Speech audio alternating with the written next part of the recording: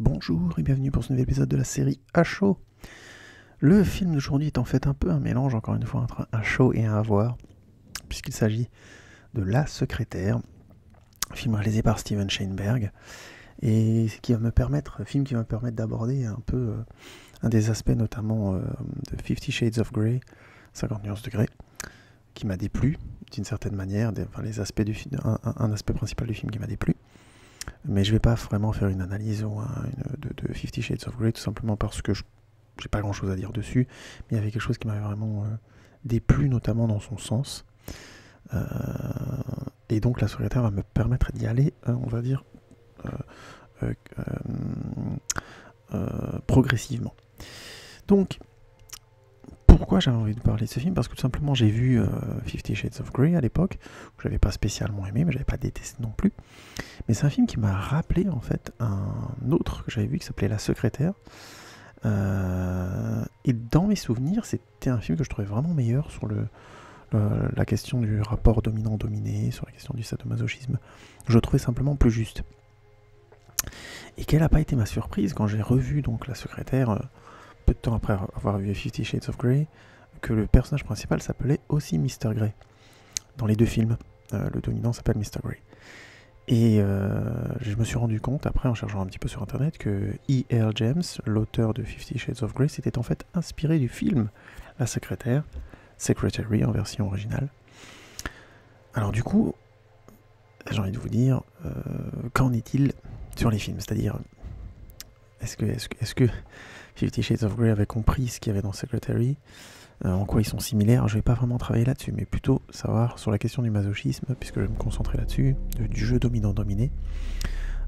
Est-ce que 50 Shades of Grey a vraiment compris le truc? Pour les livres, j'en sais rien, je les ai pas lus. Il faut savoir que les deux films sont tirés de livres, mais je les ai pas lus. Mais pour les films, je vais vous en parler tout de suite. Alors La Secrétaire date de 2002.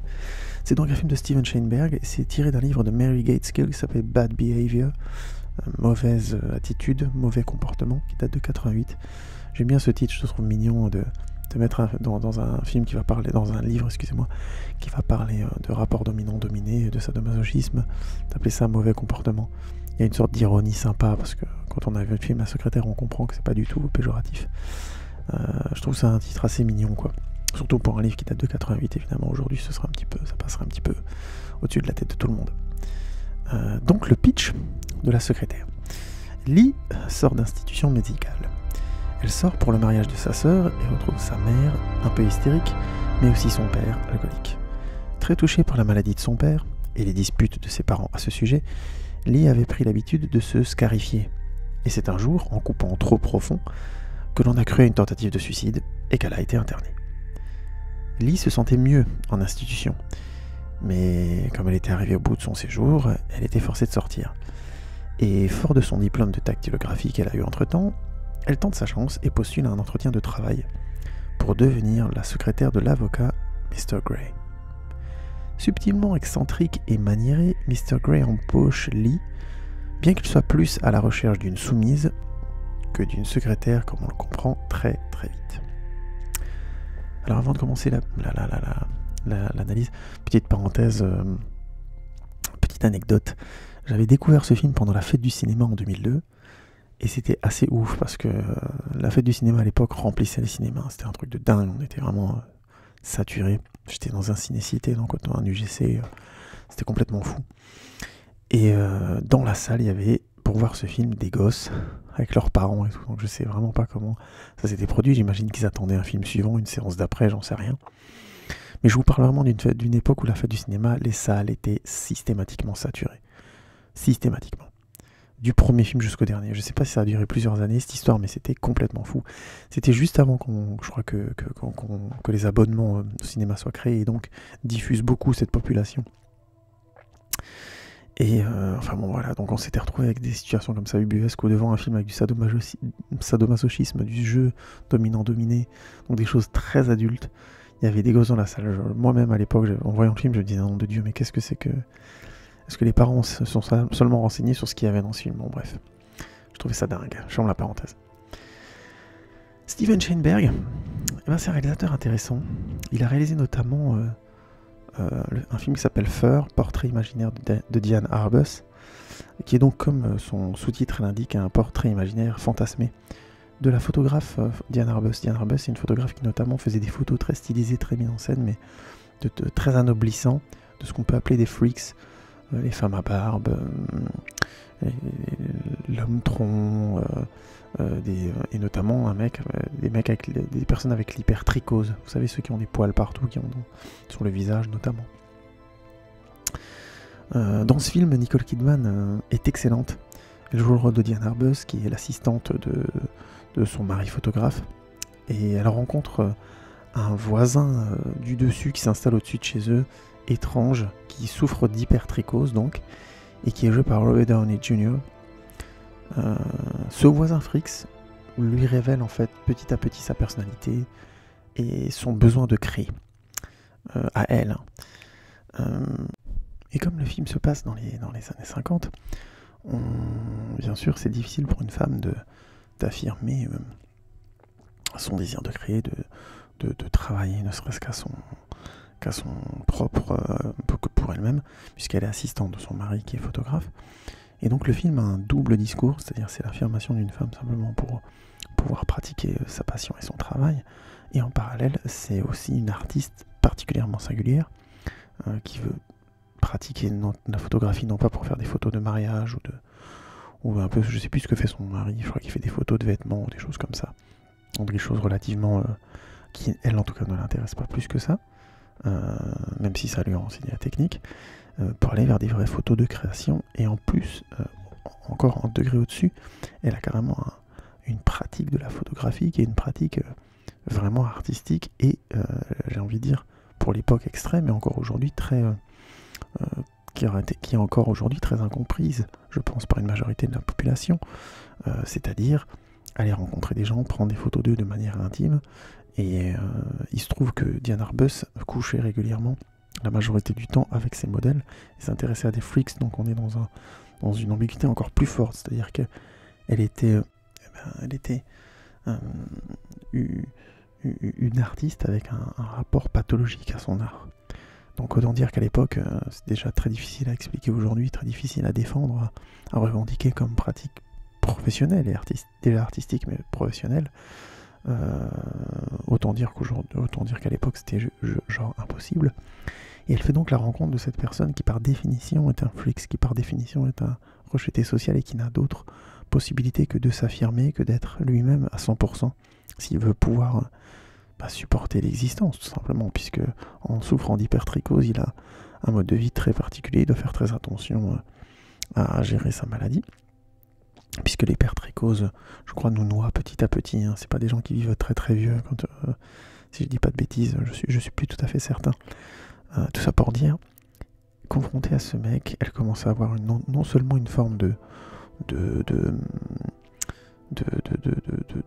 mentor dans cet homme, mais aussi elle apprend en quelque sorte à s'affirmer complètement, à se libérer des chaînes sociales.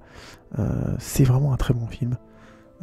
Nicole Kidman et Robert Downey Jr. sont superbes. Il y a une mise en scène notamment du magnétisme qui est très très réussi entre eux, de l'attirance comme ça, de la fascination. C'est un film à voir. C'est un film à voir tout simplement. Et donc, La Secrétaire, c'est un peu le brouillon de Fur, je pense. Enfin, Fur en français, mais prononcé à la française. Mais La Secrétaire a quand même de belles choses à proposer. Notamment déjà, Maggie Gyllenhaal est excellente dans le rôle de Lee, donc dans le rôle de la secrétaire. Elle joue très très bien au début du film, tous ces petits gestes de quelqu'un qui est bloqué socialement, qui ne peut pas s'affirmer, qui est dans une sorte de frustration constante comme ça. À tortiller ses cheveux, avoir surtout le dos toujours un peu courbé comme ça, toujours un peu... entre guillemets en fragilité, crispé comme ça. Et tout le début du film joue très très bien là-dessus. Et après sa rencontre avec Mr. Grey et ce que Mr. Grey va entre guillemets provoquer en elle, on voit tout doucement des choses changer. Alors déjà physiquement, qui sont dit frontalement dans le film, mais ça vient par petites nuances aussi. Elle se tient un peu plus droite, elle commence tout doucement à maîtriser un peu plus sa gestuelle, son rythme, elle est moins crispée, moins gauche aussi. Le film fait pas tout de manière subtile, mais je trouve que c'est le jeu de Maggie Gyllenhaal qui joue vraiment ça au premier degré, qui rend ça crédible. Elle est vraiment très très bien dans ce rôle, et à la fin, donc, elle devient cette femme accomplie, qui se tient droit, qui a un port altier, qui a une sorte de délicatesse et de lenteur dans les gestes. Elle est tout simplement séduisante et attractive. C'est vraiment un excellent travail de composition d'actrice. Et en face d'elle, on a James Spader. Alors James Spader, excusez-moi pour l'accent à 3 francs, mais James Spader, c'est notamment le scientifique à l'époque, Stargate, et plein d'autres films. Je crois qu'il c'est aussi lui dans Sexe, mensonge et vidéo, dans Crash de David Cronenberg. Bon, c'est un réalisateur, un acteur qui a vraiment une grosse filmographie. Mais c'est surtout un mec qui a une manière de jouer qui est bien à lui. Une élocution comme ça, un peu saccadée, lente. Une manière d'avoir les yeux mi-clos, parfois on a l'impression qu'il est demi-endormi comme ça. C'est un acteur assez fascinant parce qu'il est étrange, quoi. On peut ne pas aimer, je comprends tout à fait. Il y a un côté attraction-répulsion face à un jeu d'acteur aussi radical. Mais il y a une patte James Spader. Et il se trouve que le personnage de Monsieur Grey est inadapté socialement. Il a un côté comme ça lent et fragile dans son élocution, qui pourrait paraître un petit peu une facilité, c'est-à-dire on prend James Spader et puis on lui demande de faire du James Spader, mais en fait pas du tout. Pas du tout, parce que on a vraiment le personnage de Mr. Grey souffre vraiment d'être sadomaso. Il en a honte. On voit notamment que ça lui pose de gros problèmes, qu'il est en plein divorce au moment du film, et que c'est un divorce visiblement qui se passe très très mal et qu'il a beaucoup de mal à assumer, puisqu'il se cache littéralement quand sa femme vient le voir au bureau. Il a régulièrement dans le film une technique pour essayer d'échapper à ses tendances masochistes, sadomasochistes, c'est-à-dire pour éviter de constamment jouer avec Lee. On le voit faire du sport sans arrêt, des pompes, des tractions, des abdos, s'épuiser physiquement pour éviter de laisser monter tout simplement le désir. Et c'est ça. Tout ça montre bien que c'est un personnage qui est assez meurtri, qui essaie de fuir Lee, même quand Lee commence tout doucement frontalement à être amoureuse de lui et à vouloir plus que ce que lui propose. Sa fuite, je trouve, est constamment crédible, parce que James Spader a ce côté détaché, étrange, loin, ce qui fait qu'on comprend que Lee soit un peu perdu face à lui, et en même temps lui est très, très juste.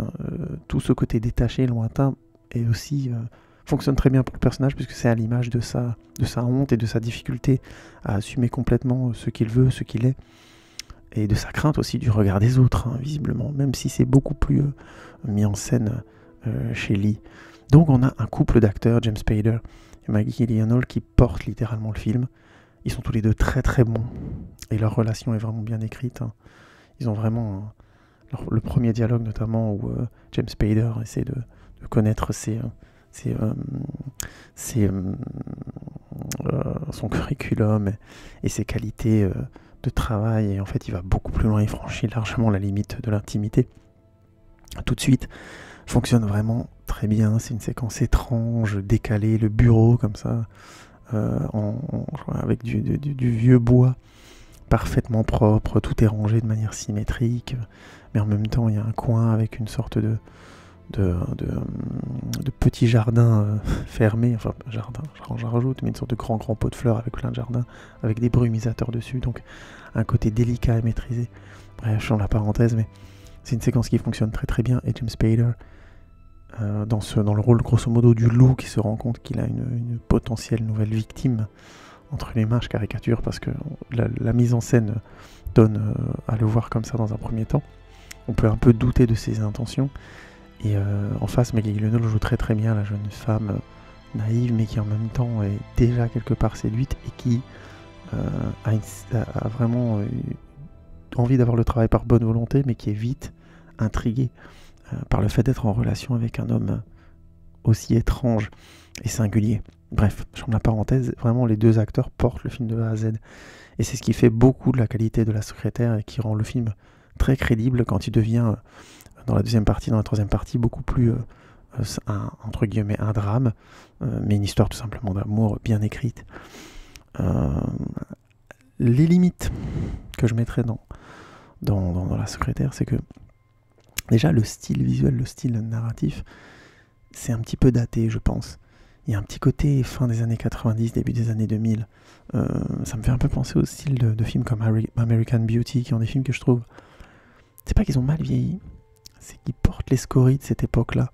Il y a toujours une petite musique, notamment dans La Secrétaire et aussi dans American Beauty, une sorte de musique un petit peu flamenco, jazz, légère, comme ça, légèrement dansée, et qui est quasi constamment présente, qui donne un petit côté comédie douce, heureuse, entre guillemets, à l'histoire, ou comédie étrange à l'histoire, plutôt. Et c'est quand même un style qu'on retrouve plus maintenant. Je pense pas qu'il y ait des films qui fassent encore le coup. Alors, il faut comprendre que, pour la petite parenthèse, c'est une grosse ficelle de cinéma. Quand on a, par exemple, une narration qui est un peu octante, qu'on a du mal à réellement décaler, que la mise en scène ou le montage n'arrive pas à se trouver, que ça arrive, hein, et ben, on demande au compositeur de la musique de noyer, entre guillemets, le film dans la musique. Ça donne la sensation que l'histoire glisse et avance toute seule. C'est assez efficace, mais c'est risqué parce que ça peut vraiment dater le film. Plus on insiste sur la musique, plus on insiste sur l'époque où la musique a été faite. Et c'est le cas un petit peu, je trouve, de La Secrétaire. Ça fonctionne bien, hein. Ça donne un côté petite comédie, ça enlève le côté... il faut bien comprendre que le film date de 2002.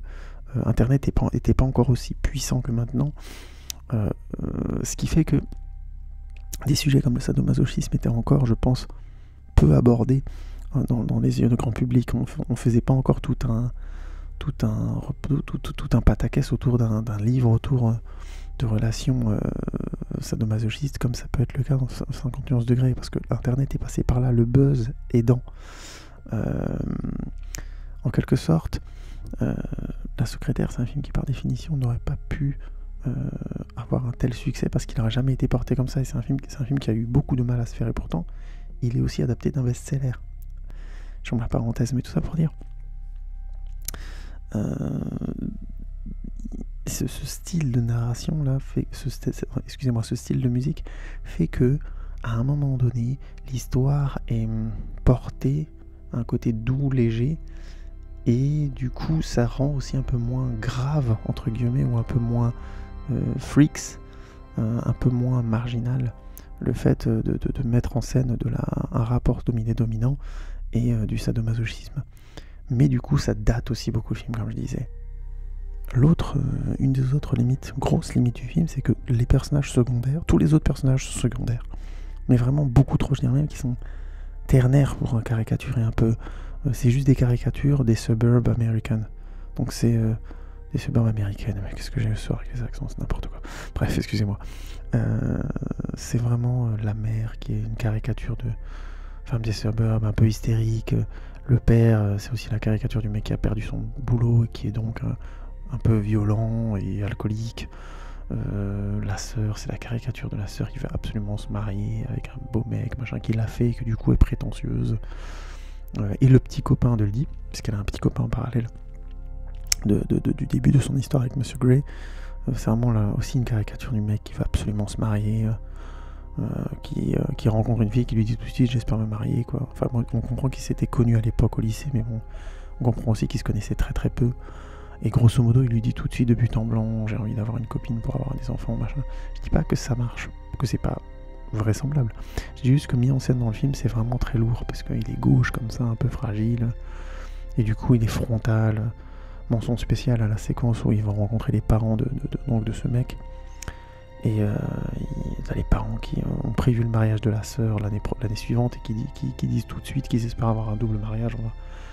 C'est hyper zarbi. Enfin, c'est vraiment, on incite vachement sur le côté justement agressif, freaks, des gens qui vivent dans les suburbs. Et on comprend l'idée. Hein. L'idée, c'est de rendre le contexte plus freaks que les deux sadomaso entre guillemets de l'histoire. comme ça, ils regagnent une couche de normalité, quand on, entre guillemets, puisque le miroir des apparences de normalité des habitants des quartiers comme ça, américains, vous savez, les petites maisons là qu'on voit dans tous les films avec le jardin, machin truc, se délite, voilà, ce miroir se délite, et du coup on comprend que les freaks ne sont pas forcément où on croit qu'ils sont.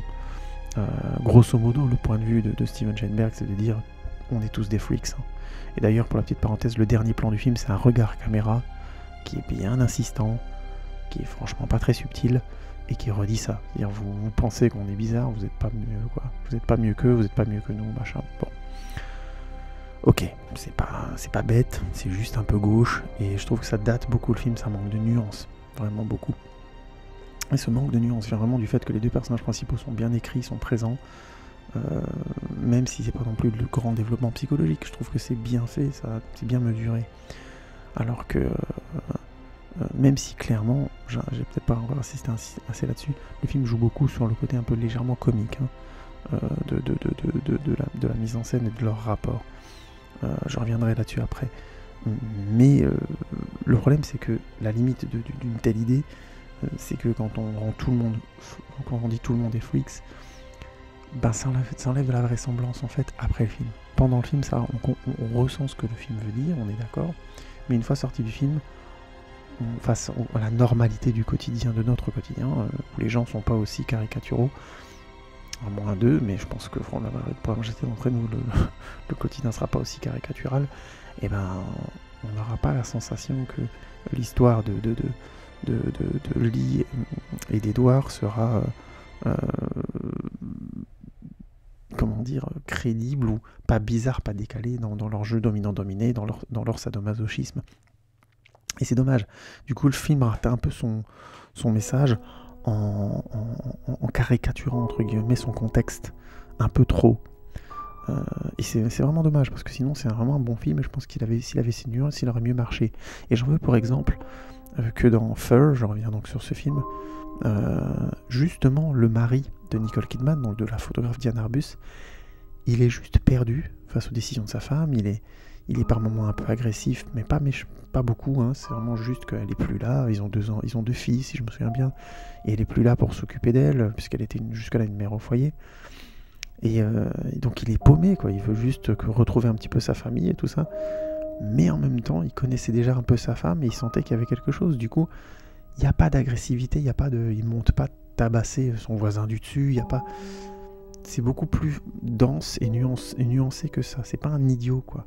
Il y a à un moment donné une soirée où ils font une sorte d'apéritif autour des photographies du mari. Bon, effectivement, il y a quelques caricatures des années de cette période-là. On situe le film, franchement, je suis vraiment pas sûr que c'est les années 50. Ça se trouve, c'est avant, un peu après.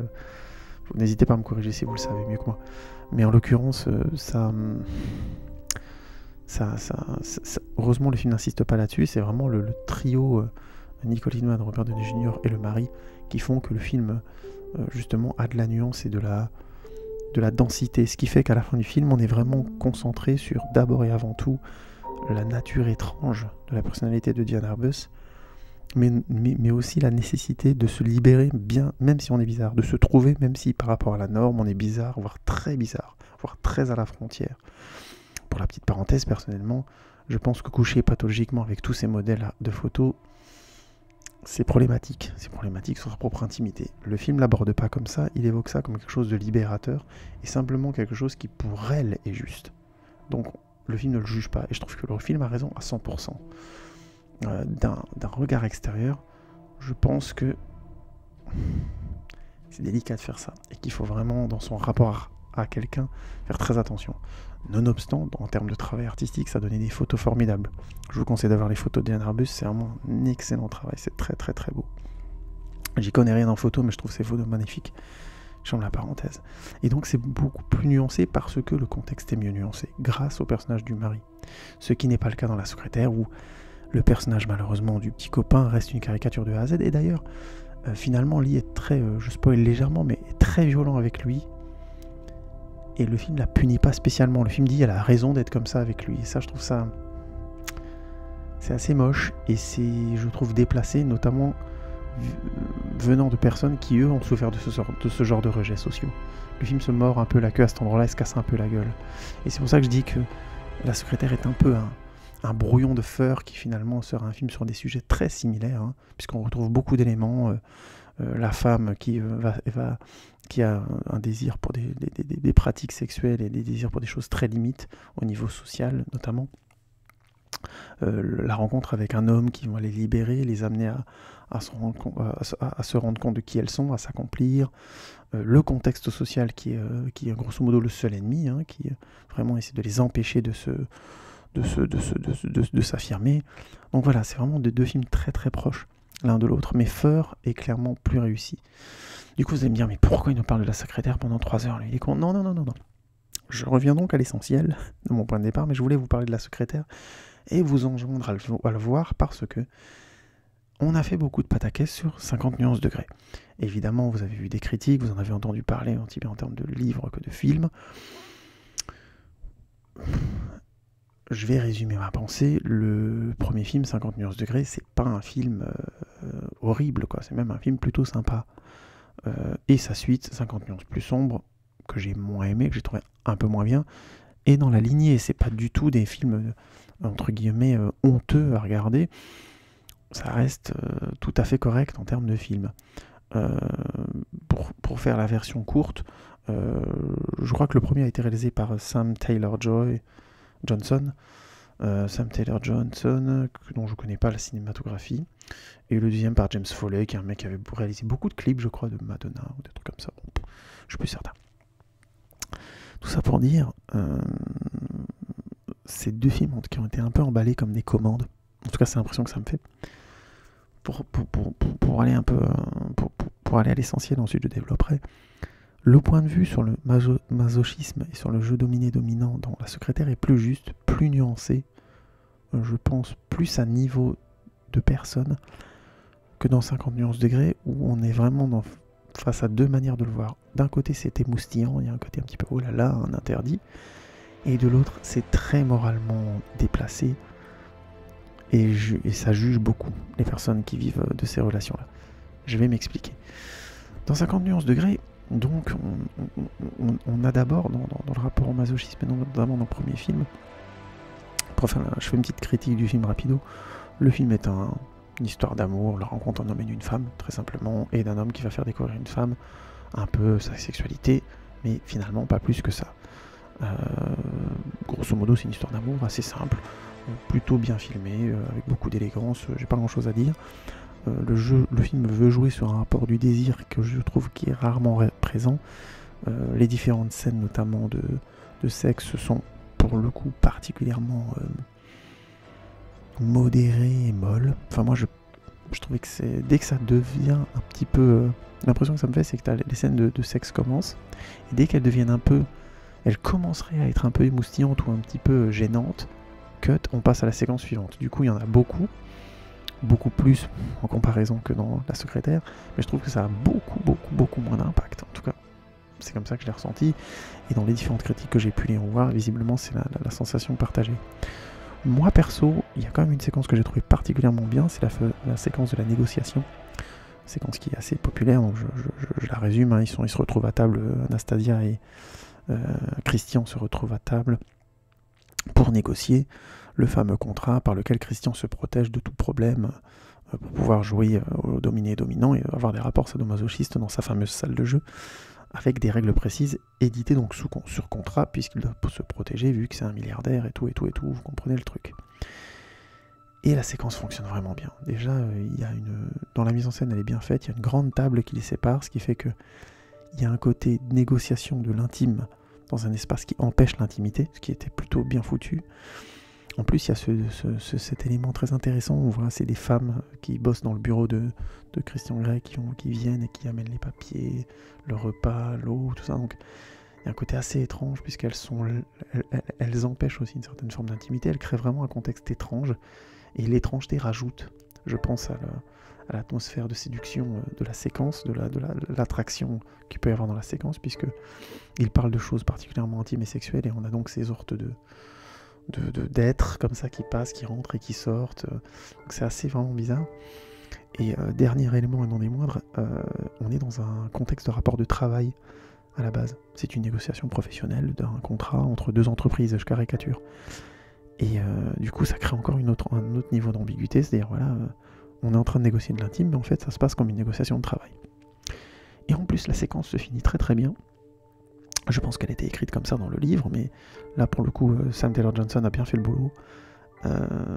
Anastasia donc se refuse à Christian à la fin de la négociation, ce qui fait qu'elle rajoute encore un degré de jeu et d'attraction après un moment qui était particulièrement tendu, particulièrement intense sensuellement entre eux.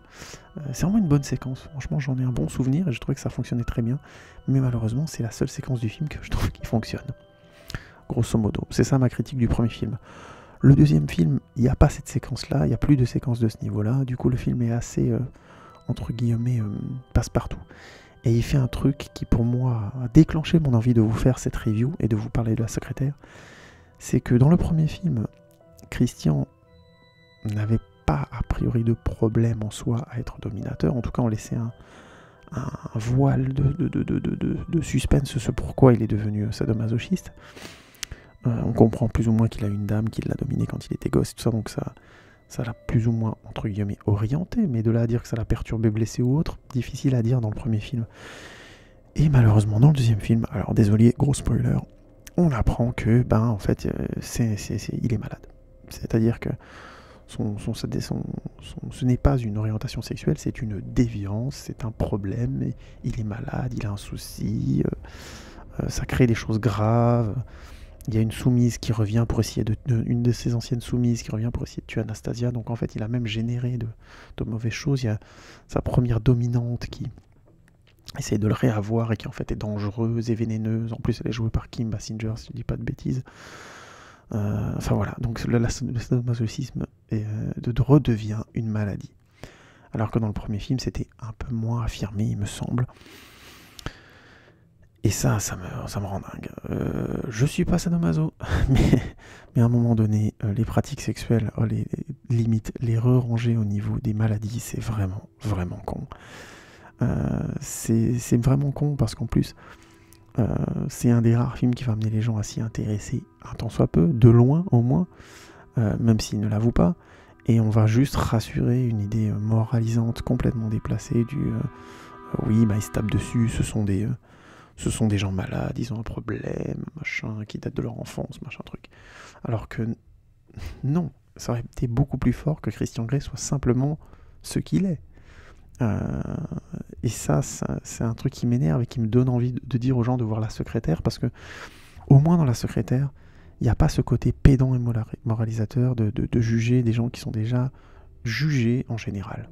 Dire faire un film pour continuer à juger de ça, continuer à rendre ça comme une maladie psychiatrique, continuer à rendre n'importe quelle pratique sexuelle un peu limite psychiatrique, c'est lourd. C'est lourd. Ça, c'est un regard social tellement faible et tellement, entre guillemets, pauvre sur autrui, que ça me rend dingue et que j'ai eu besoin du coup de vous parler de La Secrétaire à cause de ça et de descendre un petit peu 50 nuances plus sombres et du coup 50 nuances degrés avec, pour dire que c'est des films qui, je l'espère, peut-être que le troisième film va retourner ça et que je vais fermer ma bouche et vous refaire une review pour dire que je dois fermer ma bouche, mais pour l'instant je trouve qu'on est vraiment dans un regard tellement cliché là-dessus. Et ça s'ajoute à un autre truc, c'est que déjà, au moins dans le premier film, donc dans 51 degrés, au moins, on comprenait que c'était le sadomasochisme d'un milliardaire. C'est-à-dire c'est un mec qui est obligé de faire des contrats, de se protéger parce que il a des désirs sexuels très particuliers qui peuvent mener à des actes très forts sur le corps des autres, notamment, puisque lui est dominant. Et du coup, il doit se protéger sous contrat, sous peine d'avoir des plaintes pour agression physique et ainsi de suite, quoi. Et ça, au moins, c'était tellement présent dans le premier que je trouve que ça pouvait difficilement ne pas apparaître comme c'est du sadomasochisme, c'est du rapport dominé-dominant, certes, mais c'est celui d'un mec ultra riche, d'un milliardaire. Et je pense que c'était assez présent pour que ça reste en seconde lecture très fortement là. Le sadomasochisme des gens qui ont moins de moyens, j'imagine que c'est beaucoup moins, y a beaucoup moins de précautions, mais du coup c'est très différent. ça crée un autre degré de danger, je pense. Puisque son argent à lui permet aussi de se protéger en quelque sorte. Et là, dans le deuxième, on rebascule malheureusement dans un cliché, en quittant un peu ça et en disant grosso modo que voilà, ça détruit les gens, le sadomasochisme grosso modo, et que les petits jeux qu'ils font ensemble, la petite fessée et tout ça, parce qu'elle revient dans un deuxième film, donc à partir du moment où on fait une suite à cette histoire-là, il faut bien comprendre que ils sont supposés franchir un degré, puisque c'est un peu ce qui est vendu dans le film. Alors je ne sais pas si c'est le cas dans les livres, hein, vous me détrompez si vous les avez lus, mais dans le film, clairement, on joue sur cette imagerie et sur cette idée que ça va être un petit peu chocho. C'est des films qui sortent à la Saint-Valentin, quoi. On pige l'idée, quoi. Mais du coup, on peut le faire en ayant de la nuance et en ayant un regard humain et au niveau des gens, quoi. Et au moins dans la secrétaire, même si ce sont des freaks et que effectivement le personnage joué par Maggie Gyllenhaal et le personnage joué par James Spader sont particuliers. Elle est un petit peu, comme je disais avant, toujours le dos courbé, quelqu'un d'un petit peu inadéquat socialement. Et lui aussi, avec son élocution, sa manière de regarder les gens avec des regards à moitié fermés, tout ça. Ce sont deux personnages sociaux qu'on remarquerait dans leur attitude. Mais au moins le film dit pourquoi. C'est-à-dire qu'à un moment donné, il dit, voilà, c'est parce qu'ils n'avaient pas pu s'affirmer dans leur rapport aux autres, et ça a dû démarrer par leur sexualité. Mais, même si le film était caricatural sur les autres et avait des défauts, au moins, il avait dans le rapport dominé-dominant, il avait cette justesse morale de dire, voilà, c'est pas une maladie, c'est pas un problème, ils sont juste freaks comme tous les autres. Je caricature. Le film était au moins un degré au-dessus. J'ai déjà expliqué avant ce que je pense de ça, et je pense que le film a encore franchi un cap en ayant du respect aussi pour les autres, pas seulement pour les freaks, ce qui était le cas dans grosso modo, pour résumer ma pensée, essayer d'être clair, vous savez que c'est difficile pour moi, dans la secrétaire, tout le monde est des freaks, et du coup on a aussi un regard finalement assez péjoratif sur les autres, donc c'est un peu dommage. Dans Fur, justement, il y a le truc se rééquilibre, et on sent qu'il y a un vrai effort d'écriture sur le personnage du mari qui fait que, même s'il ne comprend pas, il n'est pas complètement idiot, il n'est pas caricatural, c'est juste un mec qui est pensé dans un couple traditionnel et qui est dépassé par ce qui lui arrive parce que sa femme, ou son ex-compagne en l'occurrence, se développe complètement, devient elle-même, et ils ne se retrouvent plus l'un l'autre, ce qui arrive dans la vie, c'est pas grave, c'est malgré tout, c'est pas pour autant qu'il faut pas s'accomplir, il me semble. Bref. Et là, on n'a même pas ça. C'est-à-dire que dans 51 degrés, une fois que les deux films sont sortis, donc après 51%, on n'a même plus ça. On revient vers ce mauvais truc du il a une maladie, il a besoin de l'aider, et on retombe dans les clichés de la jeune femme qui rencontre son prince, qui a un côté obscur, mais qui en même temps l'aide à se libérer, et ensuite qu'elle doit se sauver de lui-même, machin, blablabla. Gros cliché, gros cliché, et malheureusement, sur lequel on vient foutre le sadomasochisme et le rapport dominé-dominant de manière complètement cruche. Tout simplement cruche. Parce qu'au final, la réponse de l'auteur, c'est de dire non, mais en fait, il avait une maladie, vous inquiétez pas. Et ben voilà, bravo quoi. Tout ça pour ça. Donc, quitte à voir 51 degrés, les 1, 2, 3, matez la secrétaire. Ça vous amènera de la nuance. Et puis, matez Fur aussi. Sur lequel je ferai peut-être une review particulièrement, puisque c'est un excellent film aussi. Voilà, je crois pas que j'ai grand chose à rajouter. J'étais un petit peu brouillon cette fois-ci, je suis désolé. Merci beaucoup à vous tous pour votre écoute. Si j'ai pas sorti de review d'ici le nouvel an et Noël, très bonne année à vous, joyeux Noël 2017. Et puis de toute façon on continue en 2018 et comme d'habitude vous me retrouvez sur Facebook, Twitter, et puis vous n'hésitez pas à me dire ce que vous avez pensé de ce film et de ces films. Est-ce que je pourrais améliorer dans les reviews aussi? Je n'ai qu'à apprendre moi aussi au lieu de donner la leçon aux autres. Je vous remercie beaucoup les amis et je vous dis à bientôt. Ciao.